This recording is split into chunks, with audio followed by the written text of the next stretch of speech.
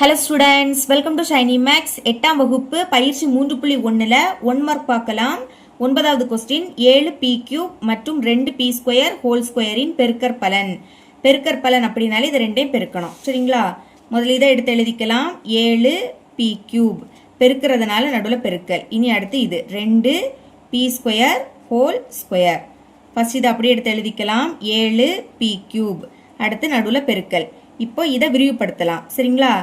இங்க அடுக்குல 2 இருக்கு. அப்போ இது இந்த ரெண்டுக்குமே பொதுவு. ஃபர்ஸ்ட் 2 ஸ்கொயரோட மதிப்பு என்னது? 4.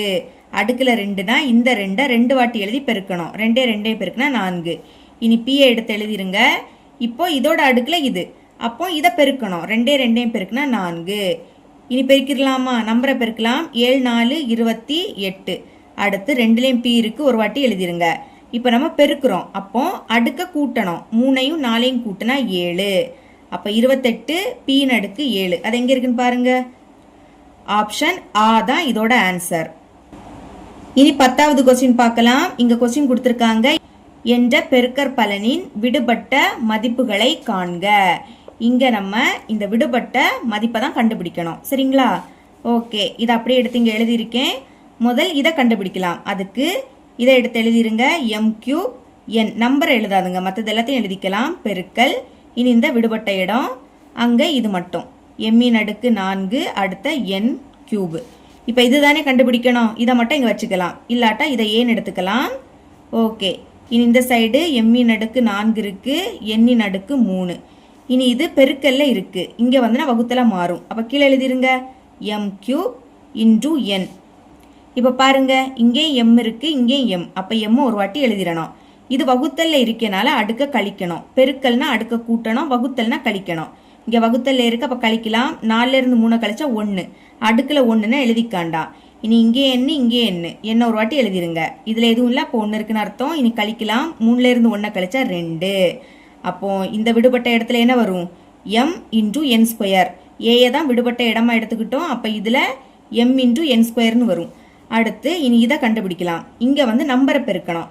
ஒரு மைனஸ் பெருக்கும் போது ஒரு மைனஸ்னா அது அப்படியே வந்துடும். அடுத்து 3ஐயும் 9ஐயும் பெருக்குங்க. 3 9 27. அப்போ ஃபர்ஸ்ட் விடுபட்ட இடத்துல இது வரும். ரெண்டாவது -27.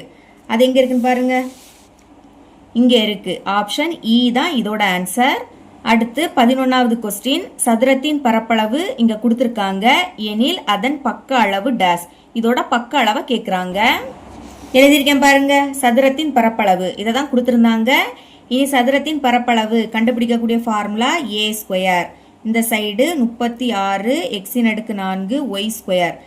இதுல a தான் கண்டுபிடிக்கணும். நம்மளுக்கு கொஸ்டின்ல பக்க அளவு கேட்டிருந்தாங்க. பக்க அளவுனா ஏயோட மதிப்பு.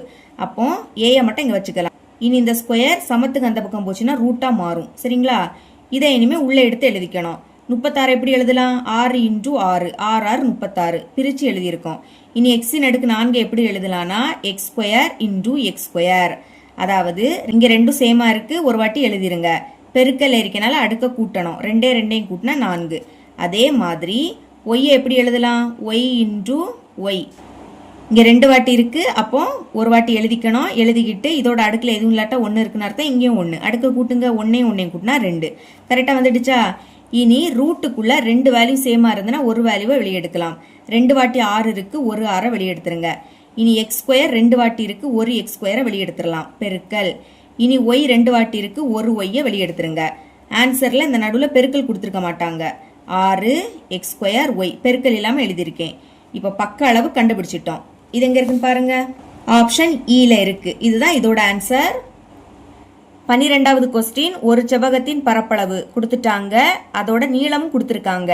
எனில் அதன் அகலம் டேஸ் அலகுகள். இப்போ அதோட அகலம் கண்டுபிடிக்கணும். சரிங்களா? தந்திருக்கதை எடுத்து எழுதிக்கிட்டேன். செவ்வகத்தின் பரப்பளவு எழுதியிருக்கேன். இனி செவ்வகத்தின் பரப்பளவு கண்டுபிடிக்கக்கூடிய ஃபார்முலா L × b. Lனா நீளம், bனா அகலம். அந்த சைடு என்னது இருக்கு? 48 m² n³. இனி எல்லோட மதிப்பு கொஸ்டின்ல கொடுத்திருந்தாங்க. இங்க இருக்கு 8 m × n². அதாவது நீளம் 8 m × n² இன்டு இந்த b எடுத்து எழுதிக்கலாம். இந்த சைடு 48 m² n³. இப்போ b தானே கண்டுபிடிக்கணும், அகலம் தான் கண்டுபிடிக்கணும். அதை மட்டும் வச்சுக்கலாம். இந்த சைடு 48 m² n³ பெருக்கல்ல இருக்கக்கூடிய இது இங்கே வந்து வகுத்தல மாறும். அப்போ பைக்கு கீழே எடுத்து எழுதிருங்க 8m(n²). இனி 8ஆம் வாய்ப்பாடு கேன்சல் ஆகும். 1 8 6 48. ஓகே, அப்போ 6. இனி 2லயும் m இருக்கு, ஒரு வாட்டி எழுதிருங்க. வகுத்தல்ல இருக்கனால அடுக்க கழிக்கலாம். இப்போ எம்மோட அடுக்குல எதுவும் இல்லாட்டா 1 இருக்குன்னு அர்த்தம். 2ல இருந்து 1 கழிச்சா 1, அடுக்குல 1ன்னு எழுதிக்காண்டா. இனி இங்கே n இங்கே n ஒரு வாட்டி எழுதிருங்க. இங்கேயும் கழிக்கலாம். 3ல இருந்து 2 கழிச்சா 1. அப்போ b தான் அகலம். அகலத்தோட மதிப்பு என்ன கிடைக்குது? 6m(n). ஆப்ஷன் ஆ தான் இதோட ஆன்சர். இனி 13வது கொஸ்டினும் சேம் அதே மாதிரி தான். ஒரு செவ்வக வடிவ நிலத்தின் பரப்பளவு. நம்மளுக்கு இங்க செவ்வக வடிவத்தோட நிலத்தோட பரப்பளவு கொடுத்துருக்காங்க. இனி அதோட அகலமும் கொடுத்துட்டாங்க.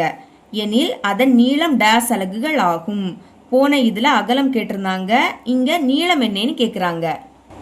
ஓகே, எழுதிக்கிட்டேன். செவ்வகத்தின் பரப்பளவு a² - b² கொடுத்துருக்காங்க. செவ்வகத்தின் பரப்பளவு கண்டுபிடிக்கக்கூடிய ஃபார்முலா L × b அந்த சைடு a² - b² இருக்கு. இப்போ எல்னா நீளம், அதை தான் இங்க கேட்குறாங்க. பீனா அகலம், அதை இங்க கொடுத்துட்டாங்க. அப்போ எல் தான் கண்டுபிடிக்கணும், அப்படியே வச்சுக்கலாம்.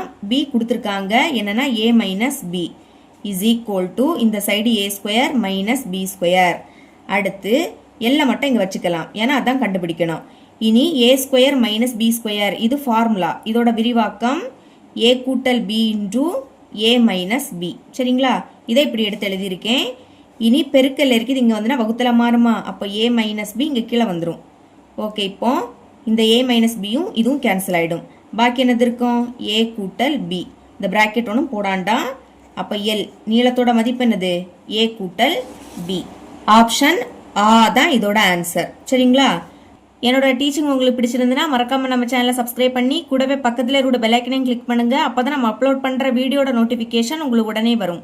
தேங்க்ஸ் ஃபார் வாட்சிங்.